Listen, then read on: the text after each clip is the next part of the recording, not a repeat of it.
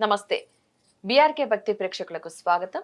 ఈ రోజు మనతో పాటు స్టూడియోలో ఉన్నారు ప్రముఖ ఆధ్యాత్మికవేత్త డాక్టర్ అనంతలక్ష్మి గారు. ఆమెను అడిగి మరికొన్న సందేహాలన్నీ కూడా నివృత్తి చేసుకుందాం. నమస్తే అమ్మ. నమస్తే అమ్మా. అమ్మ, ఇంట్లో ఎవరైనా సరే దీపం పెట్టాలని అనుకుంటారు. ఇన్కేస్ వాళ్ళకి నెలసరి వచ్చినా లేదంటే వేరే వాళ్ళతో ఎవరి చేతైనా సరే దీపం పెట్టించవచ్చా? అంటే పెట్టాలి అని అనుకుంటున్నారు, పూజ చేసుకుంటున్నారు వాళ్ళు. సో పెట్టవచ్చు అంటారు అలాగా? తప్పనిసరిగా పెట్టచ్చమ్మా. వీళ్ళకే కదా ఇబ్బంది వచ్చింది, అవును. అంచేత మిగిలిన వాళ్ళు పెట్టచ్చు. ఇంట్లో దీపం పెట్టడం మానేయాల్సిన అవసరం లేదమ్మా. 365 రోజులు ఇంట్లో దీపం పెట్టాల్సిందే. మనం ఏ రకంగా అన్నం తింటున్నామో, ఈ శరీరానికి కాస్త ఆయిల్ వేస్తున్నామో ఈ దీపం వెలగడానికి, అలాగే దేవుడి దగ్గర దీపం పెట్టవలసిన అవసరమే ఉంది, పెట్టే అలవాటు ఉంటే. కానీ ఏ కారణంగా అన్నా పెట్టలేని పరిస్థితులు, ఇప్పుడు సూతకాలు వస్తాయి. మొదటి సూతకం, రెండో సూతకం అంటే మైలా పురుడు వస్తాయి కదా. ఆ సమయంలో కానీ లేకపోయినట్టయితే మీరు అన్నట్టు ఇంట్లో ఎవరికైనా నెలసరి ఇబ్బంది వస్తే కానీ దీపం పెట్టచ్చా అంటే, ఈ ఇబ్బంది ఈ సూతకం లేని వాళ్ళు దీపం పెట్టచ్చమ్మా, పెట్టచ్చు. అందులో ఎటువంటి సందేహం లేదు. ఇది వ్యక్తికి సంబంధించిందే తప్ప దేవుడికి సంబంధించింది కాదు కదా. ఇది ఇది ఏదైతే వచ్చిందో నెలసరి ఇబ్బంది, అది ఆ స్త్రీకి సంబంధించింది. అసలు నిజానికి మగవాళ్ళు పెట్టే అలవాటు ఉన్న ఇంట్లో ఈ సమస్యలు రానే రావమ్మా. పూర్వకాలం ఎందుకు వచ్చేవి కాదు అంటే, మగవాళ్ళు పూజ చేసేవారు, అంతే, సమస్య లేదు. ఇప్పుడు ఆడవాళ్లే చేయడం వచ్చేటప్పటికి దీపం పెట్టాలా పెట్టకూడదా అలాంటి సమస్యలు వచ్చాయి. హాయిగా భార్యకి ఇబ్బంది వస్తే మగవాడు దీపం పెడితే ఆ ఇల్లు బాగుంటుందమ్మా. ఇల్లు బాగుండాలంటే మగవాళ్ళు దీపం పెట్టడం మొదలు పెట్టండి, అందరికీ మేలు కలగాలంటే. పూజ చేయడం మగవాళ్ళు చేయడం మొదలు పెట్టండి, 100% సమస్యలు తగ్గిపోతాయి. నిజంగా అమ్మ, అంతే. మంచి సొల్యూషన్ అనుకోవాలి. ఎందుకంటే మంచి సొల్యూషన్ కాదు, that is the correct way. ఇది మధ్య తెచ్చుకున్న సమస్య, మొదటి నుంచి ఉన్న పద్ధతి ఇది. పూర్వం పూజ మగవాళ్ళు చేసేవారు, ఈవిడ చేసింది అనుకో, ఈవిడికే ఉంటుంది, ఆయనకే ఉండదు, నిల్. ఆయన చేస్తే అందరికీ వస్తుంది.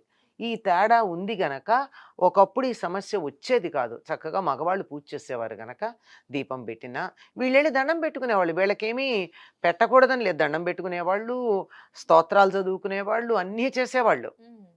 ఒక దీపం పెట్టడం మాత్రం వాళ్ళు చేసేవారు. వాళ్ళకి ఎప్పుడైనా వీళ్ళు కాకపోతే వీళ్ళు పెట్టేవారు, అంతేగాని నిత్యకృత్యంగా వీళ్ళు పెట్టే పని లేదు.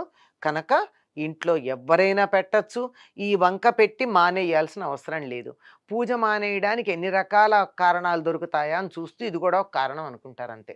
అంతే తప్ప చక్కగా పెట్టుకోవచ్చు. అమ్మ, మరి అలాంటి సమస్యలు ఉన్నప్పుడు, ఇప్పుడు శివరాత్రి ఉంటుంది, పూజ చేయలేకపోయినా కనీసం జాగరణ ఉండడం కానీ, వాళ్ళు కాకుండా ఇంకా కుటుంబ సభ్యులు ఉన్నారు, వాళ్ళైనా చేయొచ్చా? లేదంటే వీళ్ళ జాగరణ కూడా చేయొచ్చు అంటారా? ఇంట్లో ఎవరికైనా ఇబ్బంది వస్తే మిగిలిన వాళ్ళు దీపం పెట్టచ్చు అని చెప్పాను కదమ్మా. అట్లాగే హాయిగా అభిషేకం చేసుకోవచ్చు, పూజ చేసుకోవచ్చు, జాగరణ చేసుకోవచ్చు. వీళ్ళు కూడా, ఈ ఇబ్బంది వచ్చినటువంటి వాళ్ళు కూడా స్నానం చేసి ఒక పక్కన కూర్చుని స్ట్రెయిన్ అవ్వకూడదు, శారీరకమైనటువంటి శ్రమ పడకూడదు. అందుకు స్త్రీలను ఆ సమయంలో దూరంగా ఉంచేది. ఇంట్లో ఉంటే అన్ని పనులు చేయిస్తారు, ఇంకా దూరంగా ఉండడం సుఖం. సుఖపడే ఏకైక మార్గం పూర్వకాలం ఆడవాళ్ళకి ఆ 3 రోజులే. అంచేత హాయిగా ఒక పక్కన కూర్చుని శివుణ్ణి తలుచుకోవచ్చు. తీవ్రంగా జపాలు అవి గనక చేసినట్టయితే ఆ శరీరం సున్నితంగా ఉంటుంది గనక శక్తి తట్టుకోలేకపోవచ్చు గనక, తీవ్రంగా కాకుండా మిగిలినటువంటి మామూలుగా శివనామం తలుచుకోవచ్చు. పైకి అనకుండా నోట్లో తలుచుకోవడానికి, అంటే పెదవి దాటి బయటికి రాకుండా లోపల అనుకుంటూ మనసులో తలుచుకోవడానికి ఎటువంటి నియమాలు, ఎటువంటి అభ్యంతరాలు లేవు, హాయిగా చూసుకోవచ్చు. ఆ వంక పెట్టి ఇంట్లో వాళ్ళందరూ మానేస్తామంటే మాత్రమే దోషం అవుతుంది. హాయిగా చూసుకోవచ్చు. చాలా మంది ఏంటంటే ఇంకా ఇలాంటి సమస్య ఉన్నప్పుడు మొత్తం అందరూ కూడా పూజ చేయడం కూడా మానేస్తారు, దీపారాధన చేయడం మానేస్తారు. ఇబ్బంది వచ్చిన వాళ్ళు ఇంట్లో తిరుగుతూ ఉంటారు, అందరినీ తగులుతుంటారు కనుక మానేస్తారు. వీళ్ళు దూరంగా కూర్చోగలిగినట్టయితే చేసుకోవచ్చు, సెపరేట్గా ఉండేటట్టయితే చేసుకోవచ్చు. మళ్ళీ ఇక్కడ వెంటనే చాలా మందికి అనుమానం, ఏమిటి అంటరానితనం, మేము దూరంగా ఉండాలా? అంటరానితనం ఏం కాదు. ఆ సమయంలో శరీరంలో నుండి కొన్ని వేల టాక్సిన్స్ వస్తాయి. అది అందరి ఆరోగ్యం మీద ప్రభావం చూపిస్తాయి గనక అందరి ఆరోగ్యం బాగుండాలంటే వీళ్ళు కాస్త పక్కన ఉంటే మంచిది అని అంతే, అంతకన్నా ఇంకేం కాదు. వీళ్ళకి కూడా ఎక్కువ స్ట్రెయిన్ లేకుండా ఉండడం కూడా మంచిది. వీళ్ళ ఆరోగ్యానికి మంచిది, ఇతరుల ఆరోగ్యానికి మంచిది. ఆరోగ్య దృష్ట్యా చెప్పినటువంటి అంశాన్ని ఆ మాట అంటే మనం పట్టించుకోం గనక, ఎందుకంటే అనారోగ్యకరమైనవి ఏవేవైతే ఉన్నాయో వాటన్నిటిని తప్పనిసరిగా పాటిస్తున్నాం కదా మనం. అవునమ్మా. కాఫీలు తాగడం తగ్గించి మొదలు పెట్టుకుంటే ఏవి వద్దంటాం అవే ఎక్కువ తీసుకుంటాం. అవన్నీ చేస్తున్నాం కదా. అంచేత ఇది ఆరోగ్యం అంటే చేయరు గనక ఏదో పేరు చెప్పి ఆచారం. దూరంగా ఉంచే పద్ధతి చేశారు మన పెద్దలు. ఆరోగ్యానికి వినం కాబట్టి ఉమ్. ఆచారం లెక్కల్లో పెట్టేశారు ఉమ్. దాన్ని. అవ చాలా మంది ఈ మధ్య కాలంలో కూడా చూస్తూ ఉన్నాం. అంటే నెలసరి సమస్య వచ్చినా సరే మేము పూజ చేస్తాం, ఉమ్. అన్ని చేస్తున్నాం, దేవుణ్ణి ముట్టుకుంటున్నాం అనేస్తున్నారు. సో అలా చేయొచ్చు అంటారా అసలు? ఆడవాళ్ళని దేవాలయాల్లో పూజారులుగా నియమించకపోవడానికి, మీరు ఆడవాళ్ళు వేదాలు చదవద్దు అని చెప్పడానికి కారణం ఇది. ఎందుకంటే ఏ సమయంలో చెయ్యకూడదని చెప్పారో ఆ సమయంలో కూడా చేస్తారు గనక అసలు మొత్తానికే దూరంగా ఉంచేస్తే పోలా అని దూరంగా పెట్టారు. ఏ ఆడవాళ్ళకి మాకు ఈ సమయం ఇలా ఉంది, మేము ఈ సమయంలో చెయ్యకూడదు అని చెప్పగలిగినటువంటి ధైర్యం, పాటించగలిగినటువంటి స్థైర్యం రెండు ఉంటే ఆడవాళ్ళు వేదాలు చదవచ్చు, గుళ్ళో పూజారులుగా కూడా ఉండొచ్చు. కానీ లేదే, మాకు కొద్దిగా అవకాశం ఇచ్చారు కదా, మిగిలిన అన్ని రోజులు చేసినప్పుడు ఈ 4 రోజులు ఎందుకు చేయకూడదు అని ఈ 4 రోజులు కూడా ఇది కూడా ప్రకృతిలో భాగమే అని పెడుతున్నారు. ప్రకృతిలో భాగమే అంటే కాలకృత్యాలు తీర్చుకున్నాక శుభ్రం చేసుకోకుండా ఉండగలమా? అవి కూడా ప్రకృతిలో భాగమే కదా.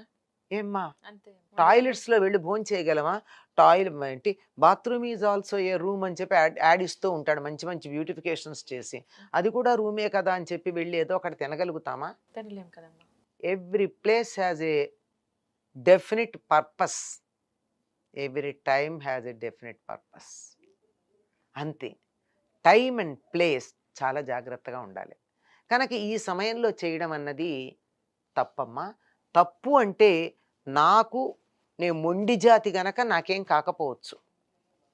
అడవిలో ఉండే మొక్కకి నీళ్లు పోయకపోయినా ఎదుగుతోంది. మనం కుండీలో పెట్టుకున్న మొక్క ఎదగట్లేదే. మనం కుండీలో మొక్కలు లాంటి వాళ్ళం కదా. జాగ్రత్తగా ఉండద్దు, రోజు నీళ్లు పోయాల్సిందే కదా. అది దానికి దీనికి తేడా లేదు. అడవి మొక్కలకి నీళ్లు పోయకుండా బతకలేదా, ఇక్కడ బతికితే ఎందుకు బతకవని బీర్బల్ని ఒకసారి అక్బర్ అడిగితే అలాగే లెండి అన్నట్ట. ఆయన ఎలాగంటే, రాణిగారికి ఇంత జాగ్రత్తలు ఎందుకు, అలా బీద వ్యక్తి ఆవిడ చూడు అప్పటికప్పుడు బిడ్డని కని పని చేసుకోవడానికి వెళ్ళిపోయింది, మన రాణులకు ఎందుకు ఇంత జాగ్రత్త పడుతున్నాం అన్నట్ట. బీర్బల్ ఏం మాట్లాడలా. 4 రోజులు ఆయనకి ఇష్టమైన తోటకి నీళ్లు పెట్టించడం మానేశాడు. దాంతో ఇదేమిటి అంటే, అడవిలో మొక్కలకి నీళ్లు పోయట్లేదు కదా, బతికిలేవా అన్నట్ట. అప్పుడు అక్బర్కి కొంచెం ఇది ఉంది గనక అర్థమైంది, ఇది లేని వాడికి అర్థం కాదు. కనుక నాజూకుగా ఉండే అందరి గురించి ఆలోచిస్తూ ఒక మొండి మనిషి గురించి ఒక బండ మనిషి పాటించారని చెప్పి అందరూ పాటించచ్చని చెప్పడం సరైంది కాదండి. జాగ్రత్తగా ఆలోచించండి. ఈ బీర్బల్ అక్బర్ కథ మనకు అర్థం కాల, అట్లా ఉంటుంది. ఇలా మేము ముట్టుకుంటాం, మేము చేస్తామని ఈ మొండితనం వాదన చేస్తారు అని ఊహించి దూరంగా పెట్టారు. మేము అవి చెయ్యము అన్నవాళ్ళు హాయిగా అన్నీ చేయొచ్చండి. మేమంతా వేదం నేర్చుకున్నాం, మేమందరం నమక చమక సహితంగా రుద్రాభిషేకం చేస్తాం ఆడవాళ్ళం, కానీ ఆ సమయంలో చెయ్యం. మేము అవి చెయ్యమన్న నమ్మకం ఉంది గనక గురువులు మాకు నేర్పారు. అప్పుడు కూడా మేము చేస్తాం అనే మొండితనం ఉంటే మాకు నేర్పించి ఉండేవారు కాదు. మేము నేర్చుకుంటే చాలా తప్పయి ఉండేది. అలాగే మేము ఈ సమయంలో దేవుణ్ణి ముట్టుకుంటాము అంటే ముట్టుకోండి, మీకేం కాకపోవచ్చు అన్నాను నేను. అవదన్న గ్యారంటీ కూడా ఏం లేదు, కాకపోవచ్చు. కానీ ఒక సిద్ధాంతాన్ని, ఒక సంప్రదాయాన్ని సర్వనాశనం చేస్తున్నారు. దానివల్ల ఎక్కడో తప్పనిసరిగా ప్రమాదం జరుగుతుంది. ఎప్పుడు జరుగుతుంది, ఎట్లా జరుగుతుంది అన్నది అక్కడున్న తీవ్రతను బట్టి ఉంటుంది. పైగా ఒక దేవాలయం లాంటిది ఉంటే దానికి ఒక ఆగమశాస్త్రం ఉంటుంది. ఆగమశాస్త్రాన్ని అనుసరించి ఒక్కొక్క ఆగమశాస్త్రానికి ఒక్కొక్క పద్ధతి ఉంటుంది, అన్నిటికీ ఒకటే ఉండదు. మీరు గమనించినట్టయితే తిరుపతిలో కింద పాంచరాత్రాగమంతో అమ్మవారికి కళ్యాణం చేస్తారు. ఉమ్, తిరుమలలో అయ్యవారికి వైఖానసాగమ శాస్త్రం ప్రకారం చేస్తారు. ఆగమాల్లో తేడా ఉంది, అవునమ్మా. శాస్త్రాలు. ఉమ్, అట్లాగే కొన్ని దేవాలయాల్లో ధ్వజస్తంభాలు ఉండవు, ఉమ్, కొన్ని దేవాలయాలు వాయు ప్రతిష్ఠ అంటారు. ఎవరన్నా వెళ్ళి దీపం పెట్టచ్చు, పూజ చేయొచ్చు. అక్కడ బ్రాహ్మణుడే చెయ్యాలి, పురోహితుడే చెయ్యాలి అని లేదు. మనం కూడా శుచిగా ఉంటే స్నానం చేసేట్లు అక్కడ దీపం పెట్టి వచ్చేసేయచ్చు. ఉమ్. ఇలా ప్రతిష్టల్లో ఉన్న తేడా. మరి ఇక రాక్షస ప్రతిష్ఠ ఏమన్నా ఉంటే అటువంటి చోట మీరన్నట్టు అట్లా చేయొచ్చు.